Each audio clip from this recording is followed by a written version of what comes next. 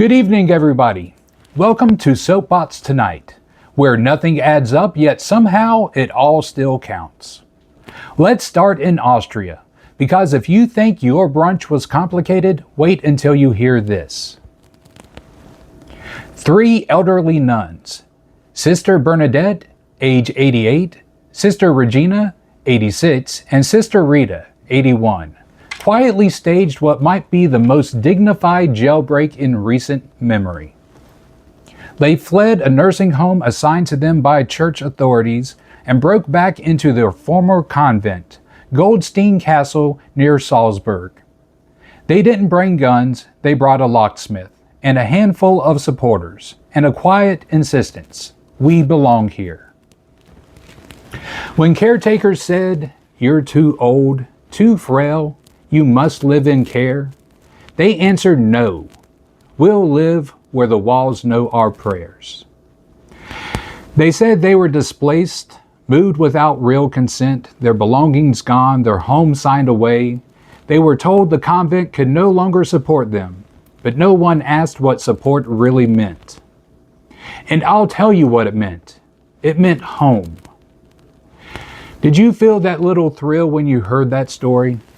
That tiny bend in the universe where bureaucracy meets holy defiance?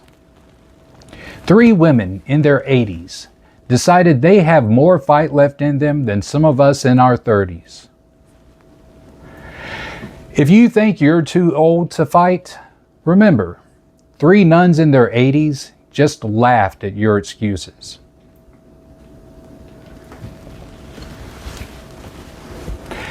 Now, from holy ground to wholly absurd, in China, where public restrooms have gone pay-per-view.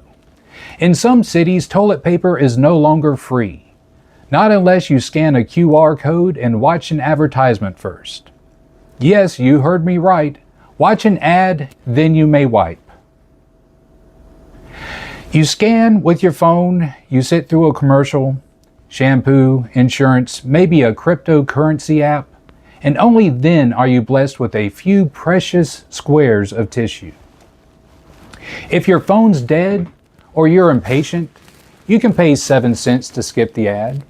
Otherwise, I hope you pack the travel Kleenex.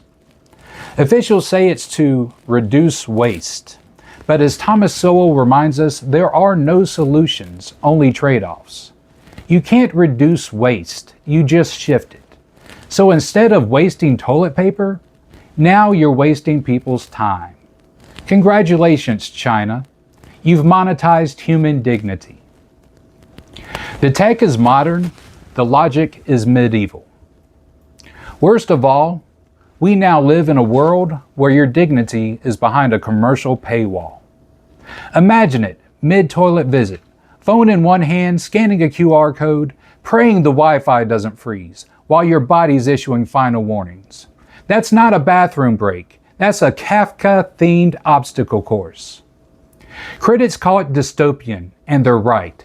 It punishes the poor, the old, the phoneless, and anyone whose battery died at the wrong time.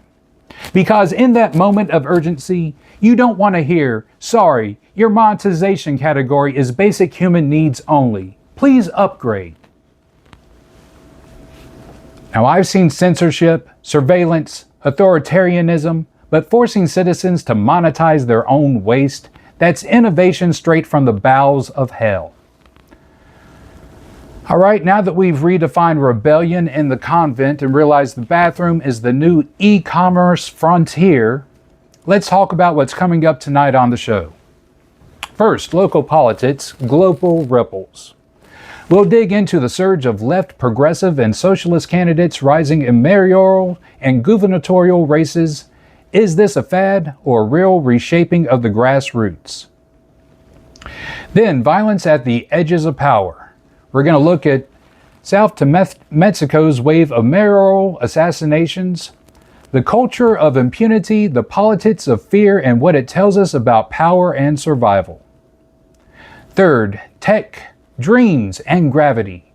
We're going to explore Tesla's latest flirtation with hover car patents, the myth, the math, and whether Elon Musk is rewriting the future or just teasing the sky.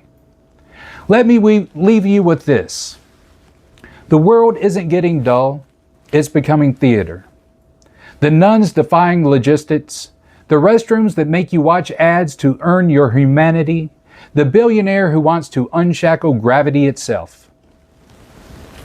If Dante had to write a new Inferno for the 21st century, he'd add a circle for the economist of the absurd, where souls aren't burned, they're monetized. Your dignity, your aging bones, your breath, all taxed, gamified, and rated for ad impressions. And yet, in that fire, you'll see signposts. The human will refuse to be boxed. The absurdity that becomes revelation when you look sideways long enough. And maybe the next revolution won't be political or military at all. It will be technological audacity. So tonight, let's walk into the heat together. With humor in our pockets, skepticism in our hands, and hope, just enough that one day we might watch ads, break convent walls, or slip the bonds of gravity entirely. Because if we must live in a theater of the absurdity, let us cast ourselves as the defiers, the questioneers, the ones who refuse the script.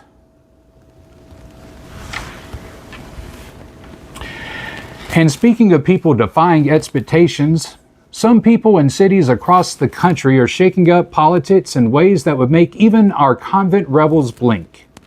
Tonight we dig into the rising tide of left progressive candidates and the pushback that's trying to keep them from turning your mayor's office into a revolutionary think tank. Ladies and gentlemen, grab your coffee or your kombucha if you're feeling radical this morning, because it's election week. In fact, it's election day. In fact, it's not morning at all, it's evening.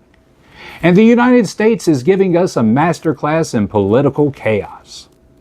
On the one hand, we have insurgent socialist candidates claiming they can fix your city, your state, and maybe your cat's attitude problem.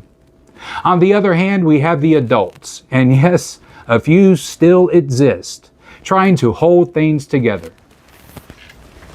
Tonight, we're taking a hard look at where the socialist movement is flexing, and more importantly, where the pushback is coming from. We'll focus on the big one in New York City, a side glance at New Jersey and the West Coast, and a fascinating case in Virginia, which may just teach us more about national politics than any coastal think tank. So let's start with the headline. Zohan Mamdani is leading the New York City mayoral race, not trailing, not flirting with second place, leading. And yes, he's self-described as a democratic socialist. Cue the sound of a million Wall Street portfolios shivering. The problem is he's doing particularly well among young voters and foreign-born New Yorkers, which is exactly the demographic that believes paying $14 for a cup of coffee is totally fine while the rent is still a little too high. Mamdani's lead is hovering around 42 to 46% at last check. But before you panic, the race is far from locked. Because here's the thing, the anti-Mamdani forces are organizing with gusto.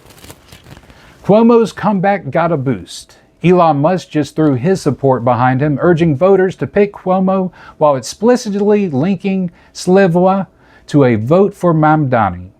Big names, big moves, and now the magnifying glass is on how that plays.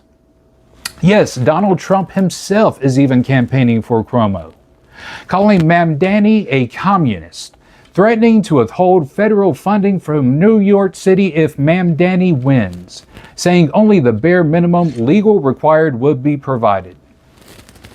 Now, legally, the president can't just cut funding on a whim. Congress controls the purse. But now, let's be honest. A socialist taking charge of New York City is exactly the kind of scenario we should be concerned about. Fear may be the appropriate reaction. This isn't just a political maneuver, it's a real risk, and one we can't ignore. The race now comes down to coalitions. vote splitting, and fear. Curtis Sliwa remains in, siphoning off votes from Cuomo, which keeps the door open for Mamdani. If Sliwa exits, suddenly the math flips and that insurgent surge could stumble. The takeaway: New York City isn't just about ideology, it's about architecture. Who votes, who switches, who endorses, and who can make socialist sound terrifying to the average New Yorker who just wants their subway to run on time. Heading south, we swing over to New Jersey, where the gubernatorial race is a bit less dramatic, but just as telling.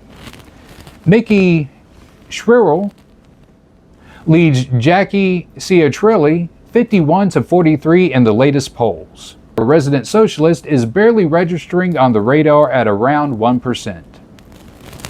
She's running on all the classic talking points: unions, affordability, social justice, but at this point it's mostly a platform for making statements, not changing outcomes. Think of her as the inspirational wallflower at the prom. Loud, passionate, but unlikely to actually win the crown. Still, her presence matters. She forces the Democrats to address progressive issues, and that pull off the left can subtly reshape messaging, even if she doesn't get elected. Now, we can't ignore the West Coast either. Another seat in play, another socialist candidate quietly making waves. While they haven't grabbed national headlines like Mamdani, the story is similar. Insurgent energy versus establishment pragmatism. It's smaller scale, sure, but watch the patterns. High enthusiasm among young voters, progressive media amplification, and conservative electorate left scratching its head. It's the same story repeated: energy versus experience, charisma versus competence, ideology versus personal responsibility. And finally, a look at Virginia, where the governor's race is quietly showing us how these dynamics play out nationally. Abigail Spanberger, a moderate Democrat, faces off against Republican Winsome Earl Sears. This race is historic in high stakes. First, both nominees are women. Second, if Earl Sears wins, she becomes one of the first black female governors in the United States. Here, the socialist label isn't front and center, but the theme is familiar. The push and pull of coalitions, narrative framing, and outsider versus establishment tension. Spanberger must fend off attacks, manage moderate and progressive expectations, and survive a Trump-influenced national spotlight, while Republicans aim to consolidate opposition and make the race a referendum on competence, risk, and values. It's a reminder, these contests aren't just local, they're predictive laboratories for the national mood. What happens in Virginia may well echo in New York City and beyond. So what's the big picture here for my listeners? Socialist insurgencies are surging in urban centers, but they remain highly vulnerable to strategic opposition. New York City is the perfect example. Mamdani's youthful energy faces billionaire backing, establishment endorsements, and voter caution. Coalitions matter more than ideology alone. Cuomo and Sliwa, Trump's involvement, union endorsements, and messaging all show that political architecture, not just policies, often decide outcomes. Other races that are worth watching are New Jersey's. Kalinowski is unlikely to win but shifts the dialogue. The West Coast candidate signals the same insurgent energy that can tip smaller local elections. Virginia shows us how the narrative, reputational risk, and external pressures combine to shape results. Voter responsibility is the key. Every election is a reminder. The future of cities and states is decided not just by slogans, but by turnout, discernment, and choices grounded in competence, not charisma alone. In short, America is juggling insurgent idealism and practical caution this week. If you live in New York, New Jersey, Virginia, or somewhere out west, remember, elections have consequences, and enthusiasm without prudence can be a dangerous cocktail. So watch your ballots, keep your coffee hot and your skepticism hotter. Because whether it's Mamdani, Kalinowski, or some West Coast socialist darling, the lesson is clear. Energy is not experience, and charm is not competence. And that, folks, is the story of this election week. In big cities, small towns, and all the swing states that make the news, but won't necessarily make sense. From ambitious campaigns to life and death states, it turns out politics isn't always a polite debate. Sometimes it comes with a bit more finality. Up next, the chilling story of a Mexican mayor whose term ended far too early, and the forces that made it happen. Uruapan, Michoacan, a city you may know for avocados, a city you may not know for how tightly organized crime controls the streets. There, a man named Carlos Manzo decided that courage, truth, and public accountability were worth more than personal safety. He spoke up, he named names, and he paid the ultimate price. Now you might be asking, why are we talking about this here? We're not in Mexico. But these networks, these cartels, they do not respect borders. They have footprints here in the US. And what happens in Michoacan doesn't always stay in Michoacan. So let's talk about what happened and why it matters, before we talk about what it signals for leaders, law enforcement, and everyday citizens closer to home. Carlos Manzo wasn't your typical politician. An independent mayor in a hot zone. And I mean literally, with more heat than your average summer in Miami. He became a thorn in the side of local criminal groups. He publicly warned that criminal elements controlled parts of the city. He asked for federal support. He called out specific figures, sometimes by name. And he did not mince words. In one interview, he said, "Las amenazas en mi contra era canastas. No pueda caminar por mi ciudad si mirara por encima del hombro." The threats against me were constant. I couldn't walk through my own city without looking over my shoulder. He even went so far as to cancel civic events, like the Grito de Independencia, Mexico's La Celebración de 15 de Septiembre, electoral preocupaciones de seguridad. Imagínese cancelaron los fuegos artificiales porque alguien con armas de grado militar por arruinó la festival. Ese era el mundo en el que él vivía. Let that sink in. The tension escalated through 2025 after the arrest of a notorious cartel figure, El Rhino. Manzo declared a Candido Rojo, literally a red alert for the city. Local outlets picked up on it. Social media posts warned that armed incursions were imminent. Videos surfaced showing that Manzo claimed were narco training camps. In another quote from Manzo, he said, "These videos show what we are up against. Hombres armados, entrenados, listo para actuar."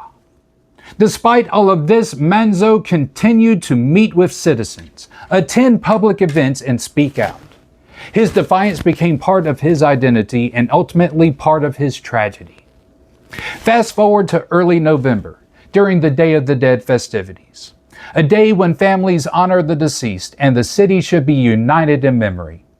Manzo was attacked, assassinated in broad daylight. Eyewitness accounts, police reports, and local journalists paint a chilling picture of preparation, warning, and vulnerability coming together in a lethal crescendo. So why are we talking about Uruapan here on Soapbox Tonight, not in Mexico? Because the same criminal networks active there have been showing up across U.S. borders. From illicit avocado roots to narcotics trafficking, organized crime has extended its reach. And what happens there signals what could happen here if oversight fails. You cannot separate the two. Cartels adapt. They shift operations, establish new routes, test law enforcement responses. So Manzo's story isn't just a tragedy in Mexico. It's a cautionary tale. How do communities stay safe when those who are supposed to protect them are outgunned, outmaneuvered, or simply absent? Manzo's story raises hard questions. How much protection can governments actually provide in areas with entrenched criminal influence? What are the risks to any leader who speaks truth to power, whether that power is politico, criminal, or ambos? And what does public courage become a gamble with stakes too high for any one person to bear?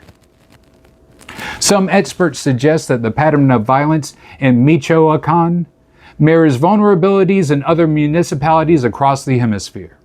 U.S. law enforcement agencies track cross-border criminal networks, but local leadership is still on the front lines, balancing governance, public safety, and the impossible challenge of standing up to organized crime. And for those of you thinking of running for office anywhere in the near a lucrative crop trade, maybe invest in a bulletproof piñata. Just saying. From Michoacan to wherever you're listening at tonight, the lesson is clear. Systems matter, institutions matter, and courage alone is not enough. Leaders like Manzo remind us how fragile governance can be when threats loom large, and how much ordinary citizens rely on structures that actually work.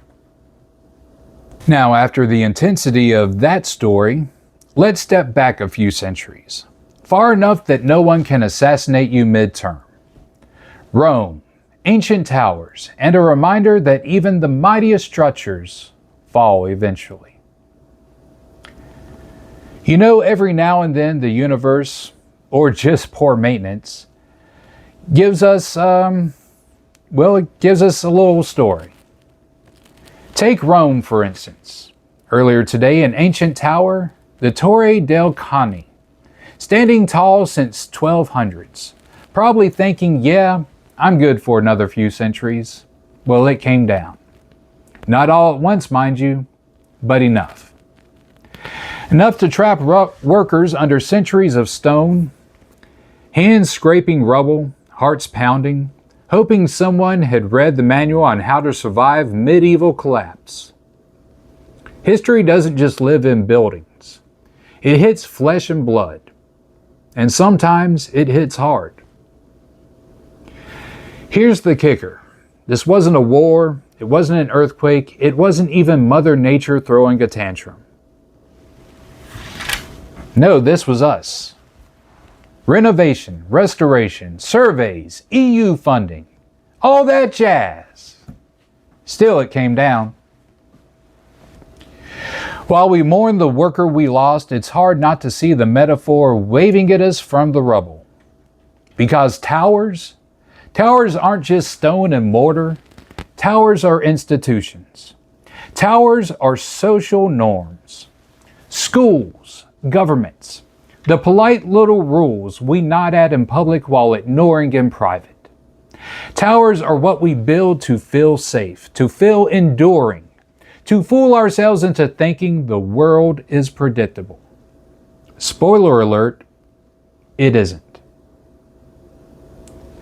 So when towers fall, what new ruins are left behind? What cracks appear in the floorboards of our communities, the ceilings of our schools, the archways of our trust in one another? And here's the really fun part. What do we notice? And what do we just sweep under the rug? Whether it's the local school where corners are cut, the town hall where papers sit unsigned, or the quiet decay of manners that once held a community together. Those are our towers, and they can crumble just as fast as century-old stone did. But here's where we get to take a deep breath. Collapse is not always the end.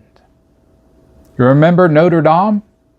Fire, smoke, charred beams, the world collectively clutching its pearls. And yet centuries of work, millions of euros, countless hands later, she stands again. Not exactly the same, not exactly perfect, but still beautiful, still iconic, and still a beacon, still a tower. Fragility isn't fatal. Collapse is sometimes just act one of a longer story. Give us a chance to think, wait, what's really worth saving? So today's tower, literally and metaphorically, asks us the same question.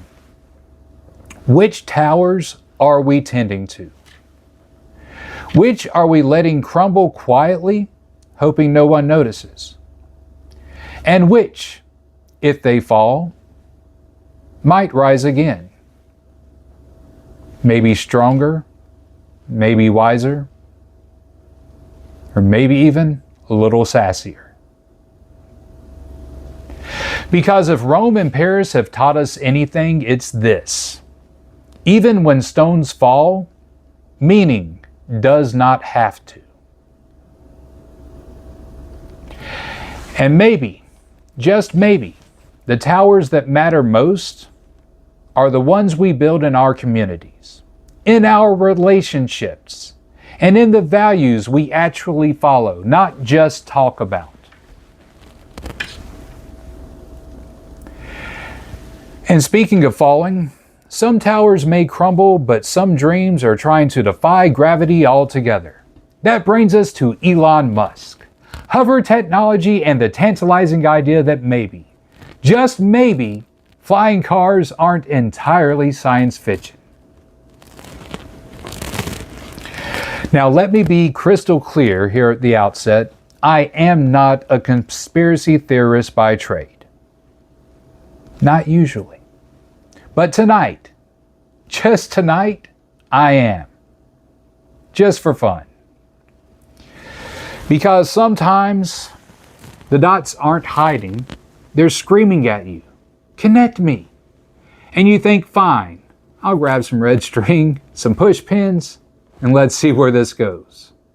So let's talk about Tesla and Formula One and how just maybe the dream of flying cars is not as insane as it sounds. Stay with me. So a few years back, Formula One cars did something strange. They weighed in at the legal weight when they were parked, but once they hit the track, poof, they acted lighter. They weren't actually lighter, mind you, but aerodynamically lighter. Airflow was working like a magician's assistant. Up, and nearly away. It was as if the car had discovered levitation via paperwork. And I thought, well, that's science flirting with magic again. Fast forward to Elon Musk, a man whose hobbies include rockets, sarcasm, and making engineers question every life choice they have ever made. He goes on Joe Rogan's podcast, and between UFOs and nicotine hits, he hints that Tesla's next product reveal might be the most memorable ever. Then, like a punchline nobody expected, he says, and I quote, "If this is the future, where are the flying cars?" I think you see where this is going. Because here's what turned up recently. A Tesla patent for an air management system. Fans, ducts, enclosed skirts. all designed to manipulate airflow under the car and create vacuum zones. In plain English, a suction cup on wheels. Now, of course, if you're the showman that Elon Musk is, you don't call that suction-based downforce. No. You call it the first step towards levitation. Let the fanboys handle the rest. And that's how we get headlines about hover mode. The man hasn't built the Starship Enterprise yet. He's built a vacuum cleaner that can corner at 2 Gs. But oh, is that marketing beautiful? Because Elon knows, this is where I cross the line from observer to crazy theorist. If you can make physics look sexy, people will forgive you for selling a dream still 6 patents away. I know what this sounds like. Connecting dots like I'm building a crime wall in a detective movie. Here, F1 car loses weight. Here, Elon tweets about flying cars. Follow this line to there. Boom! Hover roadster. Yeah, I hear it. I sound like I've been inhaling too much lithium-ion fumes. But hear me out. These half-crazy ideas are the ones that often end up half right. Remember the Cybertruck? Everybody laughed. Said it looked like a PlayStation 1 rendering. Then it launched. And it still looked like a PlayStation 1 rendering. But guess what? It sold out anyway. Now imagine, if you will, Elon rolling onto the stage with something that actually lifts just an inch off the floor. Cue the screaming crowd. Cue the internet meltdown. Cue pre-orders flying faster than the car itself ever will. Elon doesn't sell cars. Elon sells the story of the future. And this, the hovering Tesla, the F1 physics, the enclosed ground skirts, is the next chapter in that story. Am I saying this is proof that flying cars are right around the corner? No. Am I saying this is the foundation of a new propulsion paradigm? Also no. What I am saying is this. If you squint, tilt your head, maybe take 1 too many sips of coffee, sure feels like we're getting there. And that's the magic. Because once in a while you need to believe in the cool vision of the future. The one with hover cars, robot assistants, and electric rockets to Mars.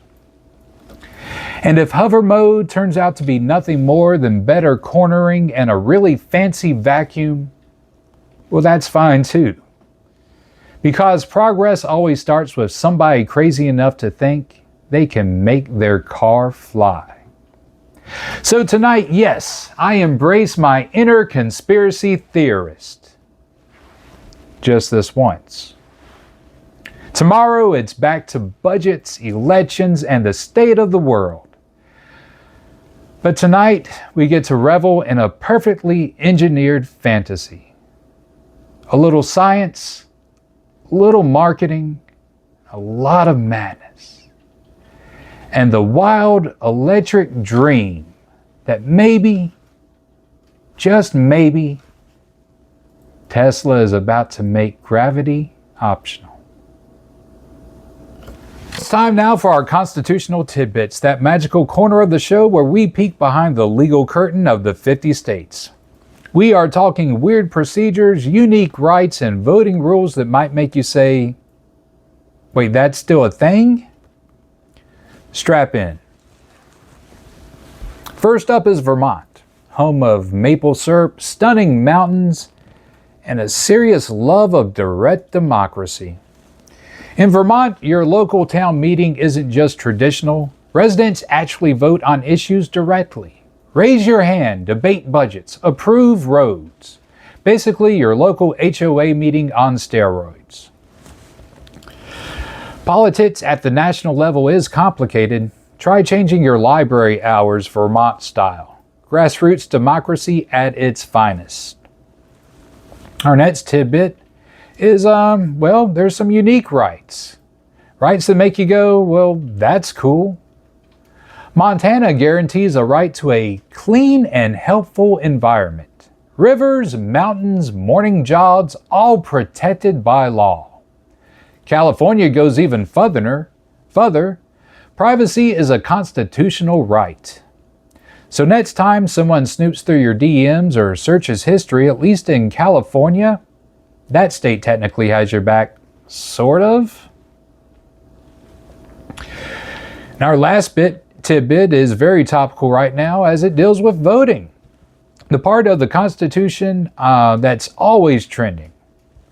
Some states back in the day had wild requirements, property ownership, age restrictions, stuff you'd think we left in history class. Today's state constitutions still form the backbone for elections, voter ID laws, ballot procedures written into the legal DNA of each state. So when someone says voting laws are complicated, they aren't kidding.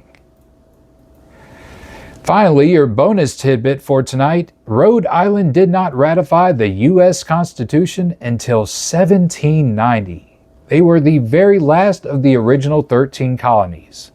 The tiniest state with the biggest attitude.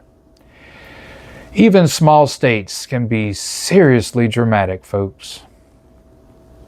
And that's your constitutional tour for tonight. Civil procedure oddities, unique rights, and voting rules. Stay tuned. Next week, we're going to dig into some other state quirks that'll make you question what's actually in your own state constitution. But now, as always, the headlines you need to know in bite-sized form brought to you by BB's Pager Emporium, home of the explosively good deals. And occasionally explosively big headlines. First up, on a somber note, former Vice President Dick Cheney has died at age 84. Dick Cheney, one of the most powerful and controversial vice presidents in U.S. history, has died of complications from pneumonia and heart vascular disease. He leaves a legacy of expanded executive power, controversial war decisions, and a lifelong ride with heart trouble. Whether you admired or contested his influence, Cheney's footprint on the 21st century U.S. politics is massive and undeniable. More arrests have been made in that Louvre jewel heist we've been watching. French authorities have added 5 more suspects to the investigation of the Brazen Art Museum robbery. Turns out stealing diamonds is harder to keep quiet than I thought. President Trump has slashed the refugee admissions to record lows. The United States is capping refugee admissions at just 7,500 this year, with reported priority going to white South Africans. Tiny numbers, huge politics. Over the weekend, there's an explosion at Harvard Medical School. An intentional blast rocked the Goldenson building at Harvard Med. 2 suspects fled, but fortunately no one was injured. Apparently, the lab experiments are taking over the drama department. President Trump has also cut fentanyl tariffs on China. In a surprising shift, tariff on China fentanyl imports plunged to 10%, paired with a rare earths deal. The trade wars, part global strategy, part Excel sheet. Part what could possibly go wrong.